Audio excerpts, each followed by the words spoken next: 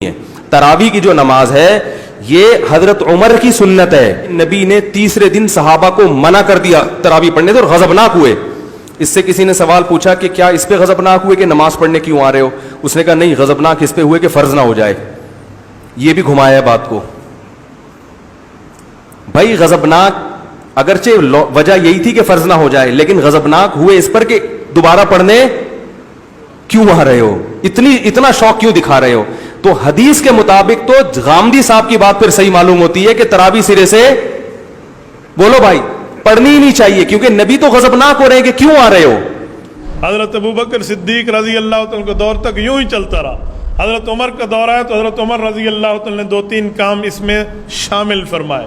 Number 1 فرمایا اب پورا مہینہ مسجد پڑھیں گے. نمبر 2 پورا قرآن پاک پڑھیں گے. نمبر 3 با جماعت پڑھیں گے. نمبر 4 پورا مہینہ پڑھیں گے. اذان میں الصلاۃ خیر من النوم کا لفظ حضرت عمر نے بڑھا دیا تھا. ان کے اندر بخاری کے الفاظ ہیں، آپ علیہ السلام سخت ناراض ہوئے اسی حدیث میں، اور آپ نے فرمایا کہ جاؤ اپنے گھروں میں جا کے نماز پڑھو. اور وہ جو میں نے پہلی حدیث بیان کی تھی نا، وہ اسی حدیث کا ہے. آپ علیہ السلام فرمایا کہ مرد کا فرض کے سوا باقی جو نفلی نمازیں، سب سے افضل نماز وہ ہے جو اپنے گھر میں پڑھتا ہے. میری اس مسجد میں نماز پڑھنے سے بھی بہتر نماز ہے.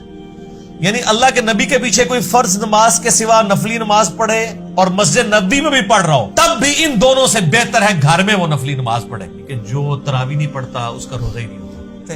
حتیٰ کہ آپ دنیا سے تشریف لے گئے. پھر سیدنا ابوبکر کا دور آیا اور یہ معاملہ اسی طریقے سے ان اٹینڈڈ چلتا رہا. پھر حضرت عمر کا دور آیا تو حضرت عمر کے بھی ابتدائی کچھ سال اسی طریقے سے گزرے. یہ مسلم شریف کی حدیث ہے. انہوں نے کہا اس سے بہتر وہ نماز ہے جو رات کے آخری پہر میں اٹھ کے ادا کی جاتی ہے. بس یہ کہ وہاں سے چلے گئے. یعنی مراد یہ کہ وہ حضرت عمر والی نماز پڑھتے تھے اور یہ جسٹ فیسیلیٹیٹ کیا. حضرت عمر بھی اس کو افضل نہیں سمجھتے تھے، لوگوں کو اکوموڈیٹ کیا. اس لیے شیعہ کا یہ موقف ہے کہ حضرت عمر نے جو شروع کروایا وہ اس کو بدعت سمجھتے ہیں. وہ بھی ایکسٹریم پہ گئے. حضرت عمر نے کبھی بھی اس کو ایز اے فرض کے طور پہ جاری نہیں کیا، جسٹ ایک مستحب کے طور پہ کیا. اور خود بھی وہ آپ دیکھ لیں، انہوں نے تو نہیں پڑھی وہاں پہ نماز. جب ہم یہ کہتے ہیں خود تو کوئی نہیں پڑھی ہے، کہتے ہیں دیکھو جی یہ حضرت عمر کو کہتے ہیں نعوذ باللہ، وہ کہتے کچھ تھے کرتے کچھ. سر جو انہوں نے کہا انہوں نے وہی کیا ہے. انہوں نے کہا اس سے بہتر نماز جو ہے رات کے آخری پہر میں پڑھی جاتی ہے، کیونکہ بخاری مسلم میں کہ یہ حدیث ہے نبی علیہ السلام نے آخری پہر میں اٹھ کے یہ نفلی نمازیں ادا کی ہیں. تو حضرت عمر تو نبی علیہ السلام کے طریقے کے اوپر چل رہے تھے. کہ شیعہ تراویح کیوں نہیں پڑھتے؟ اس سوال کا جواب جاننے کے لیے سب سے پہلے ہمیں یہ دیکھنا ہوگا کہ اس سلسلے میں پیغمبر اکرم صلی اللہ علیہ وآلہ وسلم اور اہل بیت علیہ السلام کا کیا موقف ہے، کیونکہ ہم فقط پیغمبر اکرم اور اہل بیت رسول علیہ السلام کے اتباع کے پابند ہیں.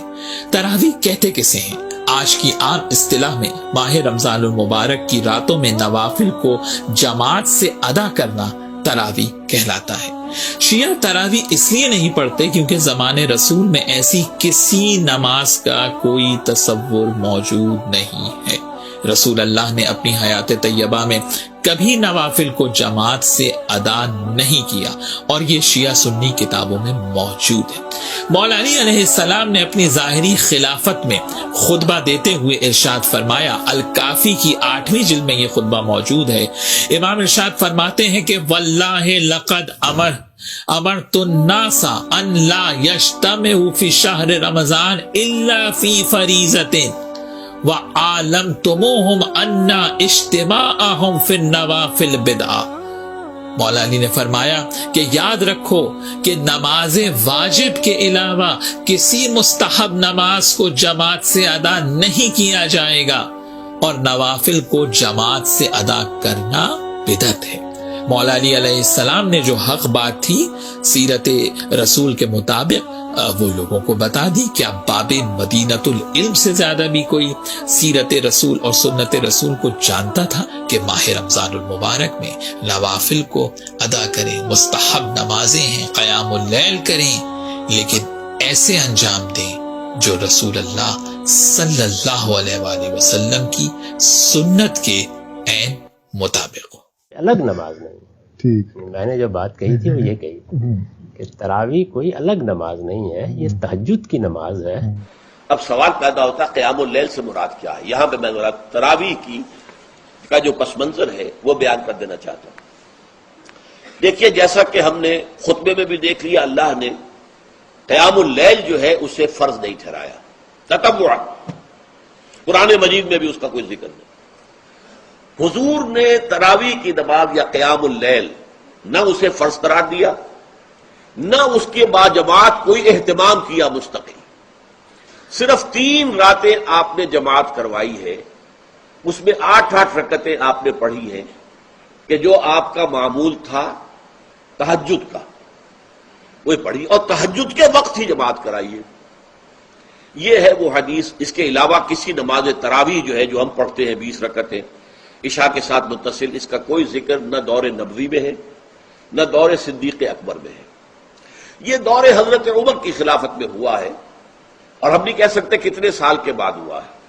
حضرت عمر رضی اللہ تعالیٰ عنہ کی خلافت کا دور جو ہے وہ تو 10 برس ہے، ہو سکتا ہے 5 برس کے بعد ہوا ہو، 6 برس کے بعد ہوا ہو، 12 ہوا ہے ان کے عہد میں۔ اس کو آپ نے خود بدعت بھی قرار دیا ہے، لیکن بدعت حسنہ۔ بدعت کس اعتبار سے؟ لغوی اعتبار سے، نئی بات، اس لیے کہ حضور کے زمانے میں نہیں تھی۔